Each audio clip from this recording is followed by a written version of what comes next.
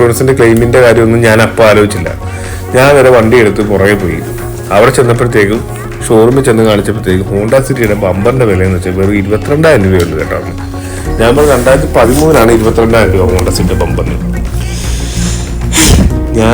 ഞാനപ്പോഴത്തേക്കും പറഞ്ഞു, സാറേ എൻ്റെ ഇപ്പൊ പൈസ എടുക്കാനില്ല, അല്ലെങ്കിൽ ഒരു പണി ഈ തണ്ടർബേർഡ് വെച്ചോ.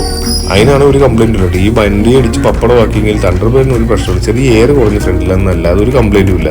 ഞാൻ പറഞ്ഞു, വേണേ എൻ്റെ ബൈക്കിൽ വെച്ചിട്ട് ഞാൻ ഓട്ടോ വിളിച്ചോ അല്ല ബസ്സിൽ പോയിക്കോളാം, ഷോറൂമിൽ വേണേ ഒരു ഉറപ്പിനിരിക്കട്ടെ എന്ന് പറഞ്ഞു. പുള്ളി പറഞ്ഞു അതിൻ്റെ ആവശ്യമില്ല.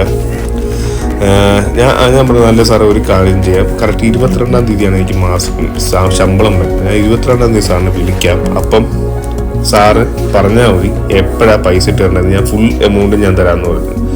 കാരണം നമ്മുടെ കയ്യിൽ നിന്ന് വന്ന കുറ്റമാണ്. ഞാൻ ഇൻഷുറൻസിന്റെ കാര്യം അപ്പം ചിന്തിക്കുന്ന പോലുമില്ല. ഞാനപ്പോൾ പറഞ്ഞു, പുള്ളി പറഞ്ഞു ഓക്കെ എന്ന് പറഞ്ഞു. ഞാൻ നേരെ പോകുന്നു. ശമ്പളം വന്നു 22